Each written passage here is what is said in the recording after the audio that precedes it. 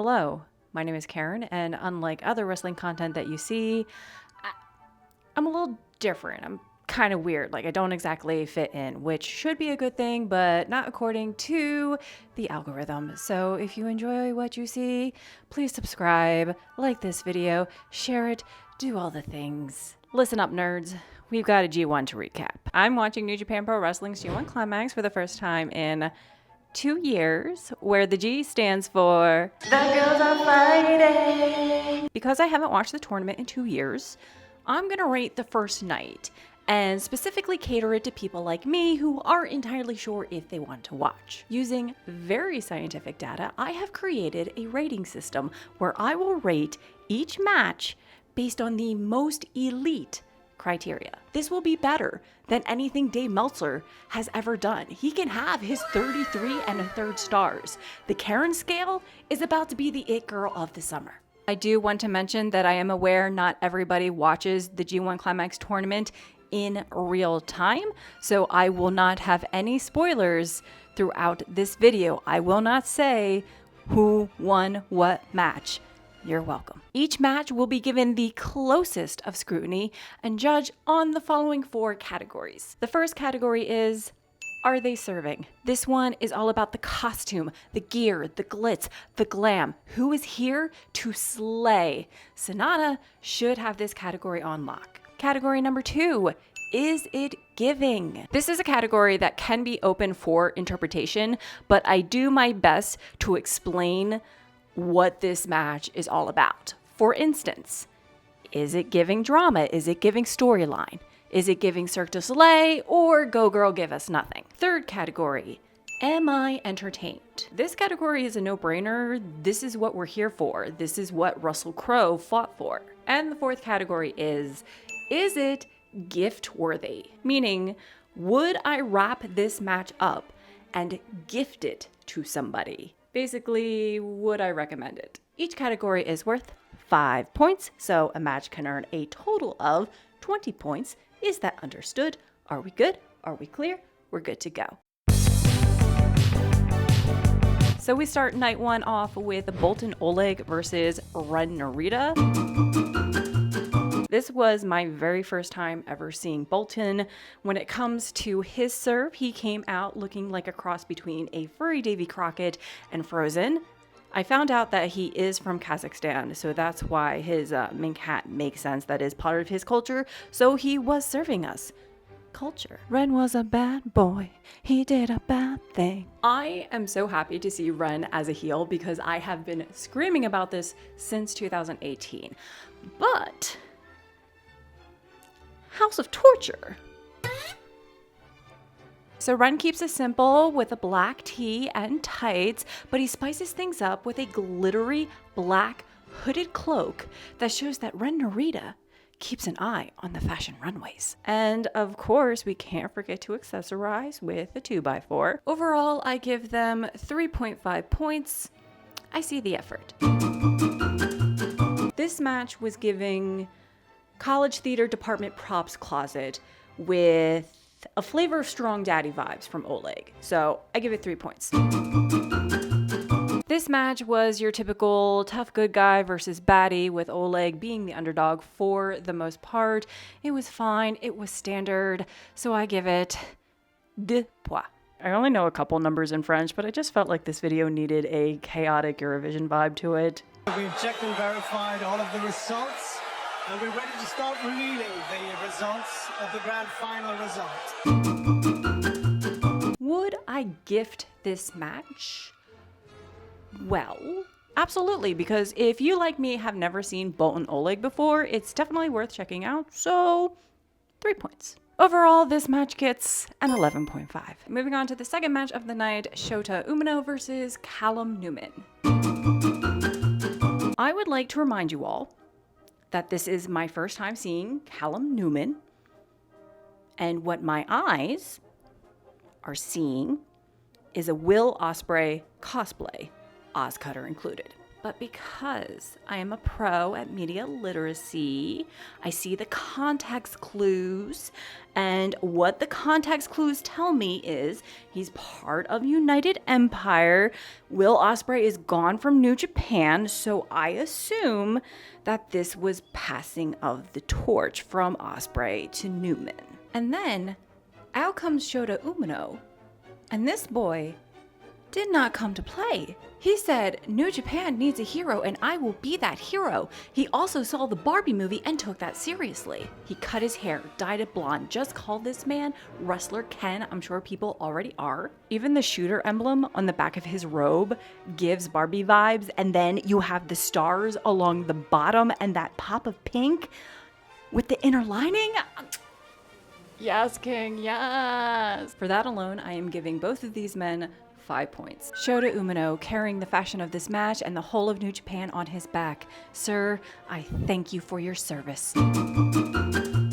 So this match was giving, I believe the children are the future. Teach them well and let them lead the way. And these two men have been taught well. It is very clear to see that they are future stars. And with that said, this match was also giving dress rehearsal. Like, they didn't go as hard as I would have assumed they would, but I was also told that Shota has a hairline fracture, so likely he was holding back because of that. However, so much potential is brewing right there. 4 points. Absolutely. As I said before, these two wrestlers reek of future stars who could have a long-standing rivalry. Even if Shota wasn't 100%, they had their athletic prowess on display. I give this category a 4 because I don't want to inflate their egos, you know? Would I gift this match 100%? Ken dolls for everybody. 4 points. Overall, this match gets 17 points out of 20. Match number 3, El Phantasmo versus Henare. ELP has clearly gone through a rebrand since I last saw him. New music, but the fit isn't very different from the last time I saw him. With that said, he's still a leather daddy, and I respect that. Henare also comes out looking the same since the last time I saw him, except he's got some hardware. He's never open weight champion now. All right. He did add a bandana type situation that covers the lower half of his face, and I assume the design is connected to his heritage. Also, I don't remember his face being tattooed the last time I saw him. I think. Overall, these gentlemen get 2.5. By the way, before I move on, once again, using context clues, am I correct in assuming that ELP has got a case of the blues? Is he lacking confidence? Because I swear that's what he was doing when I stopped watching New Japan. Listen, ELP, if you are down, I have got the perfect cure for you. It's called Listen to Demi Lovato's Confident on repeat. It's a bop. So this match was giving play in the background while scrolling on Instagram, but then the crowd reacts and you tune back in. I give this category a 3 because I could tell there was a story going on in the match. I just obviously don't know the plot points. However, I do respect a performance. Was I entertained? Please don't hate me. But because I've never had an emotional investment in either wrestler, I wasn't captivated, but it was fine, fine. It was not my cup of tea, but it clearly could be somebody else's cup of tea because the waitress mixed up our orders. So I give this category a 2.5. Not to somebody I know, but it has the feel of a white elephant gift. You know what I mean? So somebody is sure to like it. And I give it a 3. Overall, this match gets 11 points. Match number 4, Zack Sabre Jr. versus the Great Okan. So Zack comes out first, and I've just got to say, seeing him as the leader of a faction is something I never thought I would ever witness, and it suits him really well.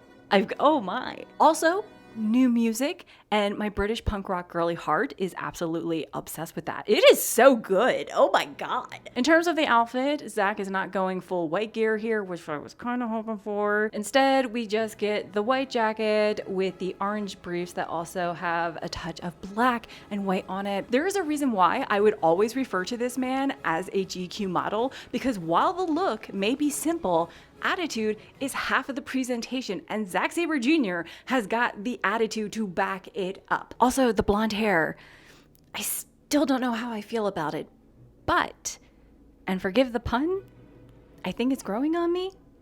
Then comes the Great O'Con. And when it comes to the Great O'Con, nobody is doing it like this man. He is giving us fashion, he is giving us drama and presentation. I mean, breathing smoke, what? That's brand new to me. Paging House of Targaryen, are you missing a dragon? And on top of that, Otaku-Con gives us an anime video game advert across his ass. Shout out to my friend Hey Karen Sensei for pointing that out. For this category, these gentlemen get a 5, but they are 10s across the board. So this match was giving Battle Royale musical chairs, it was giving suspense, it was giving technical. It was also giving me heart palpitations over Zach's G1 chances being threatened. 5 points. Was this match entertaining? Is the sky blue? Does SpongeBob live in a pineapple under the sea? Yes, 100%, absolutely no cap. There were twists and turns, and that was just Zach's body. 5 points. And finally, would I gift this match? Just call me Oprah, because you get the match, you get the match, you get the match. 5 points. Overall score, 20 points, secretly a 100. Your Honor, I did not stuff the ballot box. I don't know what you're talking about. Match number 5, Hiroki Goto versus Jeff Cobb. If there is one constant in this wrestling world, it is that Hiroki Goto will show up and show out in his samurai ensemble. But Goto spiced things up for me. We got the sword, but we also got chest. The kimono robe is open, the style of it, gorgeous, texture, love it. So Goto is going full white gear, which is a bold move, but maybe it'll work for him. Jeff Cobb, I never expect much with Jeff because he dons the same thing every single time, the singlet. But the fit is good, the colors pop, and now he has a belt to go with it, the World Television Championship. 4 points for both of them. This match was giving Where's the Beef? It's right here in the ring, 100% grade A. It gave the cup song from Pitch Perfect, but instead of cups, it was slaps. 5 points. Was this match entertaining? Let's ask the crowd. What's that? I see. Okay.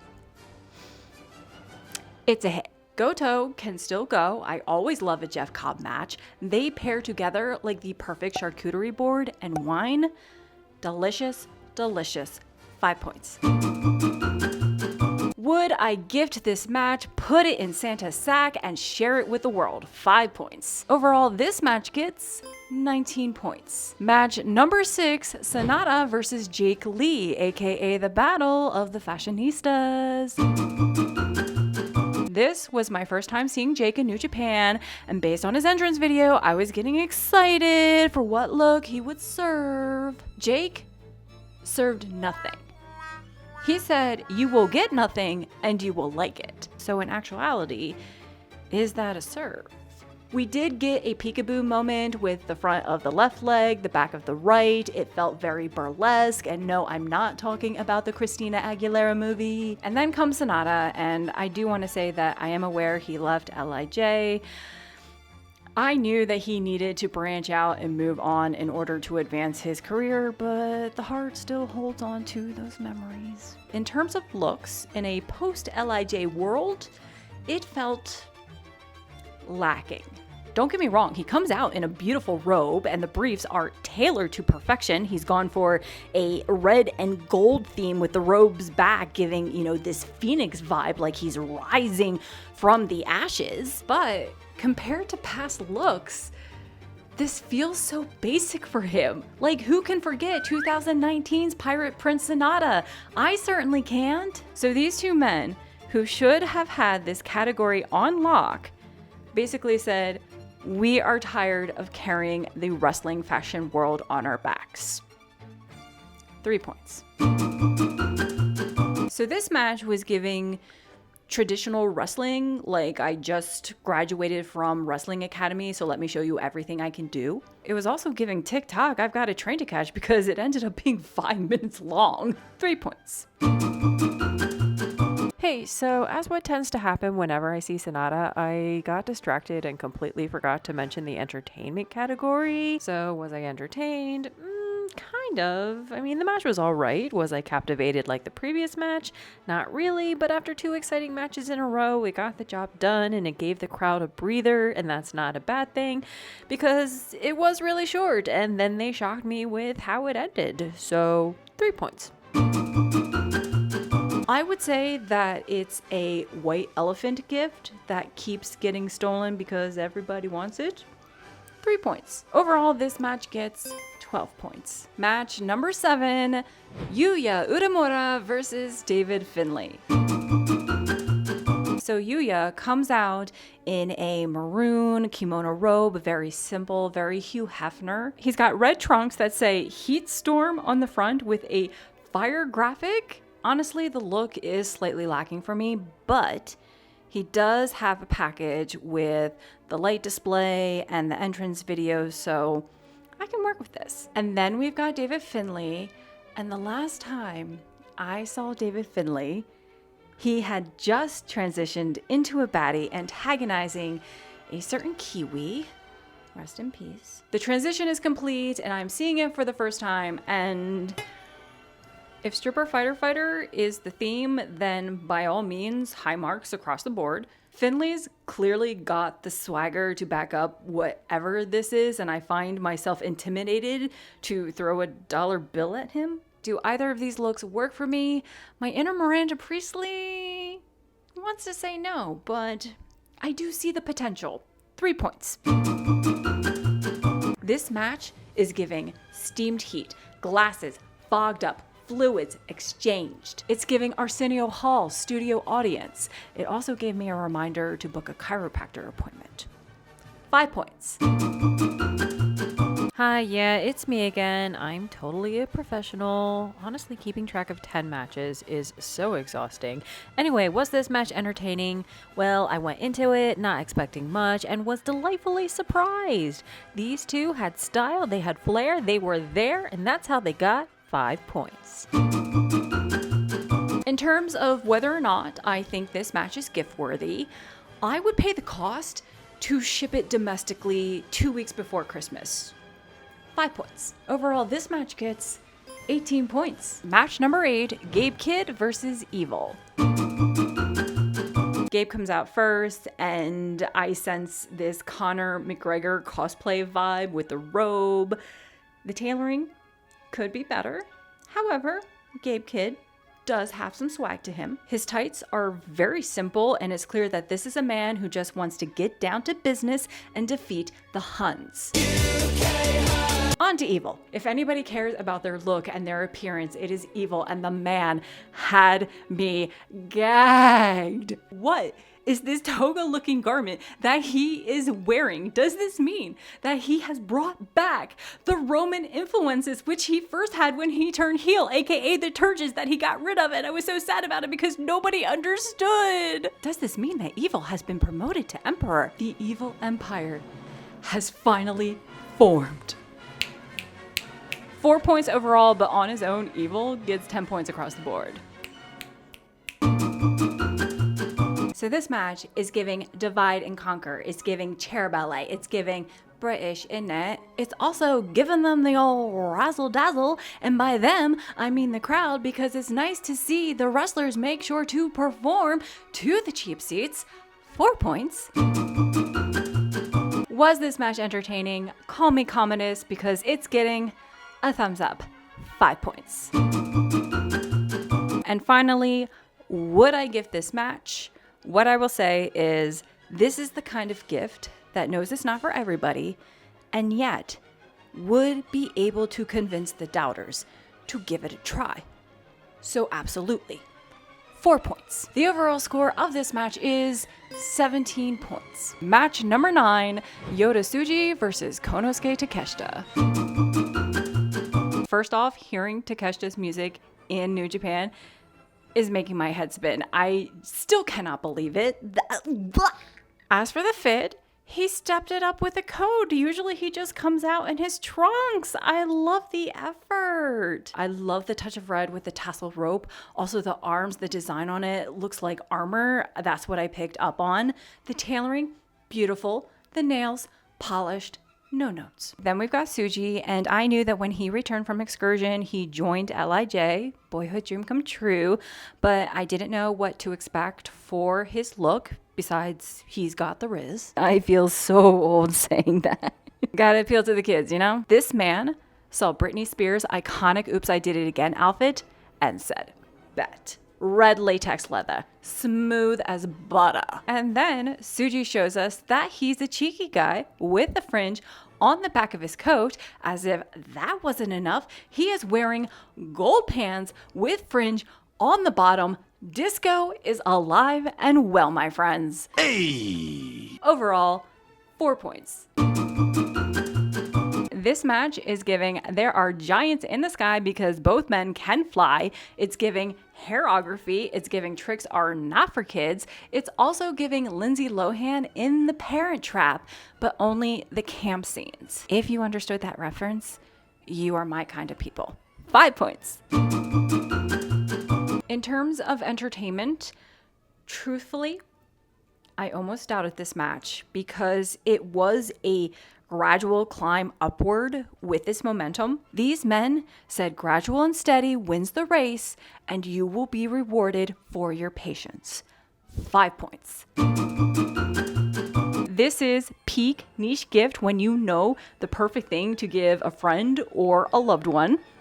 5 points. Overall, this match gets 19 points. And we arrive at the last match of the night, match number 10, IWGP World Heavyweight Champion Tetsuya Naito versus Shingo Takagi. Shingo's look hasn't changed that much since I last saw him. I'm always a fan of that dragon mask. However, he did add a little cape action. So we have a cape attached to his robe, white on top, a red dot in the center of the back, which I'm sure represents the Japanese flag, and then the inner lining is red and white striped because this man, my friends, is made in Japan. Listen, your girl loves a good cape. You want to win me over? Get a cape. And I am honestly impressed that Shingo Takagi went there. As for Naito, say what you will about Tetsuya Naito, but this man is a fashion girly through and through. He will always deliver on a G1 look. And this man said, white cape? Let me show you my white suit. The jewels on the lapels with the piped edging, stunning. The stitching on the arms and the back, exquisite. And of course, we can't forget about his baseball cap because that man will not stop being who he is. 5 points. This match is giving friends to rivals pipeline because a little competition never hurt anyone. It's giving necks are optional. It's also giving age ain't nothing but a number, but sometimes it is. 4 points. Listen, I know I'm biased. I'm an LIJ girl through and through. Both men are over 40 years old, but no matter where they are with their bodies, they still give their all to put on as good of a match as they can and give you the best performance that they can. 4 points. Would I give this match? Got a number one fan in your life? A history buff? Somebody who appreciates legends? Put it in their stockings. 4 points. Overall, this match gets 17 points. And scene. If I had to give my top 3 matches from night 1, simply based on my rating system, it would be Great-O-Khan versus Zack Sabre Jr., Hiroki Goto versus Jeff Cobb, and Yota Tsuji versus Konosuke Takeshita. As you can see, my methods are incredibly accurate. They are foolproof. You're welcome, wrestling fans. Go forth and use this rating system for yourself. Let me know your thoughts in the comments down below and tell me which wrestler is impressing you so far in this G1 tournament. Thanks for watching, and I'll see you in the next one.